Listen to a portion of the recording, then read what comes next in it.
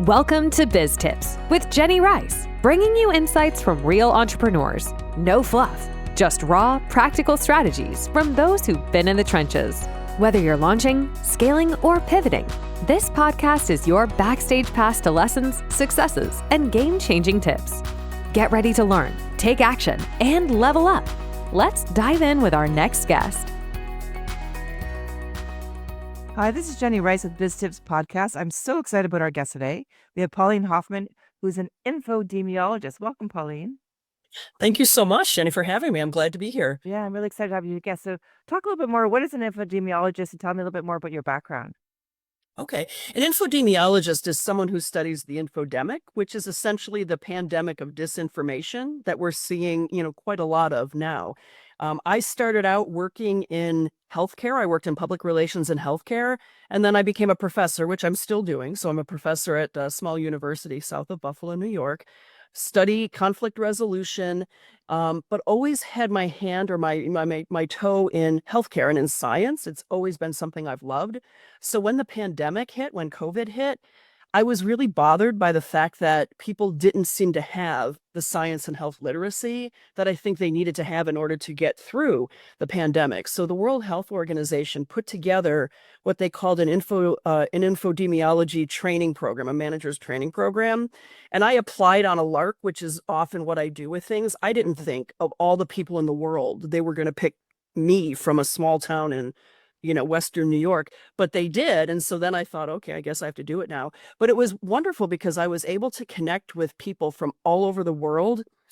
You name a country, and I think it was represented. So all the different time zones. I mean, we had to work across these different, platforms too. It was really interesting. But professors and doctors and nurses and, people in policy. So we really learned a lot about healthcare and about disinformation pretty specific to healthcare.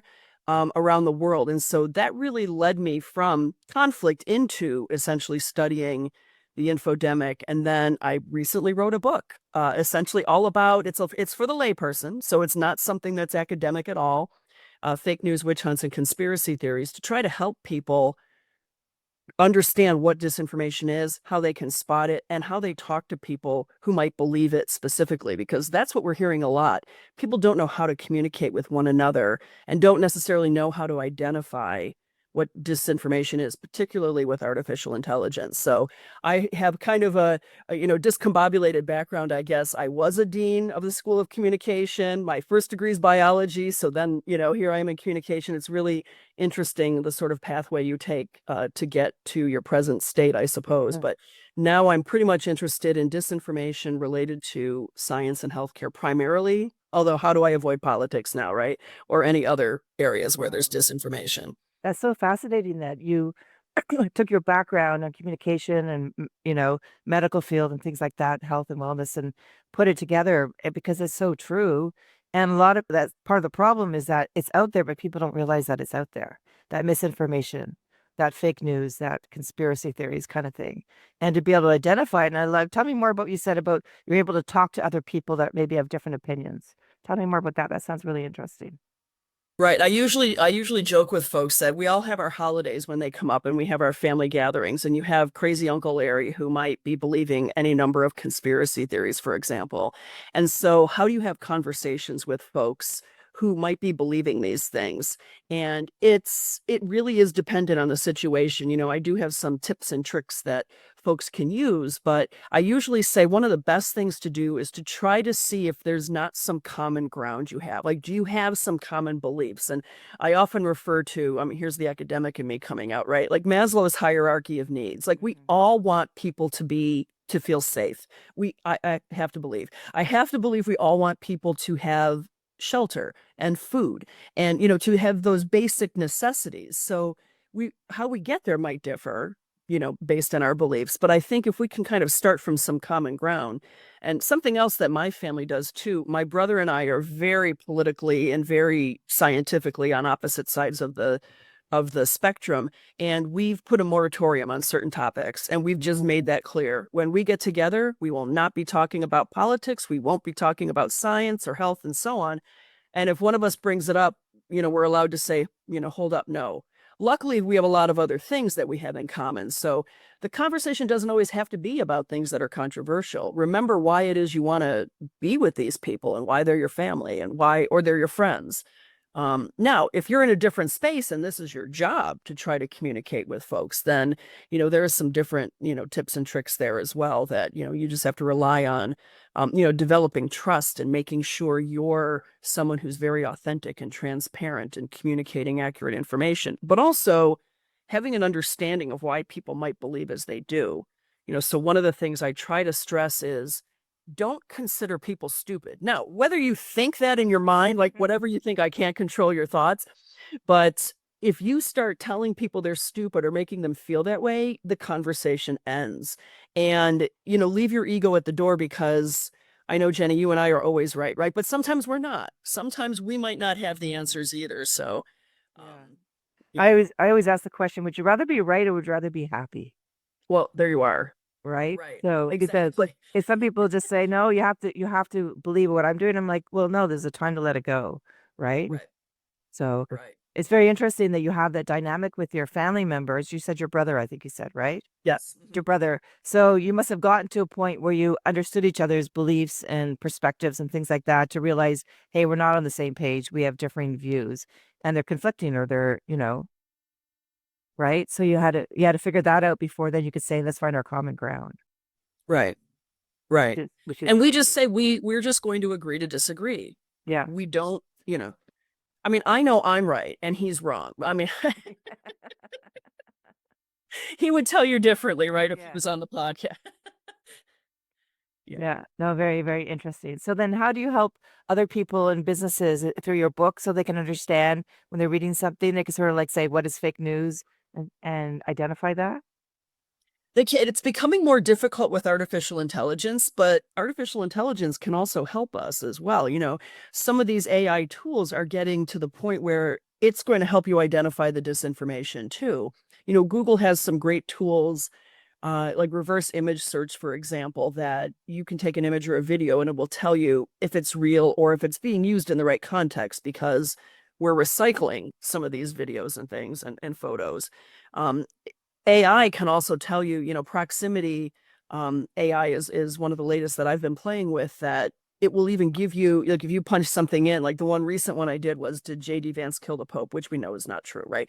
And it came up with links to the different stories and links to different other research pieces, so that you could even do some more further reading, which I really liked. So you can really then use some of your critical thinking skills to kind of pour through the information that you're seeing.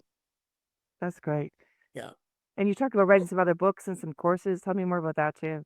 Sure. I was just going to jump into that. I mean, one of the things that I'm working on that I'm hoping to have by the end of the summer would be some of the classes that you can, take with me that will help you to identify disinformation, also help you to talk to people. But then also, if you're someone who's in a position where you've got a lot of information to share, so if you're a medical person or if you're, a scientist, you might not necessarily know how to take your information and share it with people in a way that they can understand, especially with the media. So I'm going to do some media training classes, but also some classes to sort of teach you how to distill your knowledge so that the average person can understand. So I suppose I could call myself a translator as well, right? I'm translating health and science knowledge for the layperson, or helping people to do that. That's great because you have such a varied background, a unique background. You said like you studied the infodemiology. I want to make sure I pronounce that right. But also your background in health, your background in communication, conflict management, to be able to put those all together, that unique perspective that will really help people to say, hey, how does this help me in my day-to-day life, right? How do I Right. discern? Because I don't want to be influenced by inaccurate information, Mhm. right? Right. And it's interesting because when I look back, I mean, I'm a little bit more seasoned, right? So in my career, my first degree is biology, as I mentioned, but I was interested in ecology. I had no interest whatsoever in healthcare. And I happened into a job in healthcare and fell in love with it. And I happened to be able to combine that with communication, which I've always wanted to do and always loved. I wanted to be an environmental journalist and a marine biologist.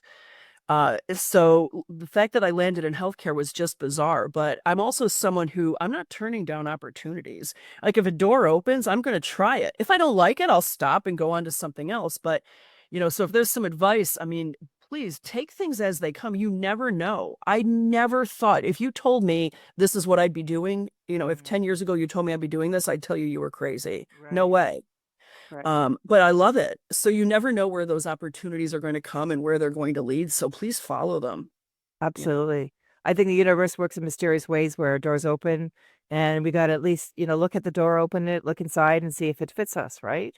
Which I Right. see you've done, which is great. Right. I say I'm obviously, motivated by science and reason, but there's something to fate. There is something to it. So science hasn't explained it yet, perhaps, but I think Right. that, certainly fate plays a role in your life. Well, and you're so articulate and such a great storyteller that I would think, writing more books and things like that, you can help explain to other people too, from your perspective, what you learned so they can learn and apply it in their lives too, which is great, right? Thank you for that. Yes, absolutely. Yeah. Absolutely. Yeah. Being a good storyteller, I think is so key. So absolutely. I imagine you need that in your being a professor too, right? Is to make it come alive and make it interesting, tell stories, right? So So my students tell me I do try to make it a little bit entertaining. I mean, I can't imagine. Certainly, you and I have probably both sat in lectures where we thought, "Oh my God, who gave this person a yes, teaching license?" But yeah, and that's what the classes will be. I mean, you're going to learn a lot, but it's also going to be fun. It's not going to be, this boring professor sitting in front of a camera. I right, mean, it will be entertaining, right. certainly. What I love what you're doing is you're helping people with general everyday life stuff that's really critical that they probably don't know that they don't know, right? Right. Which is so Right. key of it, right? That's really key because I'll say that as well. I know quite a lot, but I also know what I don't know. And I know those people then that I need to reach out to help fill those knowledge gaps. So, yeah, I think it's more important that you know what you don't know Yeah, than what you do know in some regards. yeah. And you're not blind to just believe in everything you read, see, or hear, right? You need to be able Oh to gosh. discern it. Yes. Absolutely. That's key. And I think, I'm working with a couple of groups now too that we really are trying to figure out a way to teach people better critical thinking skills. I don't have the answer to that yet. Hopefully, I hope to get it.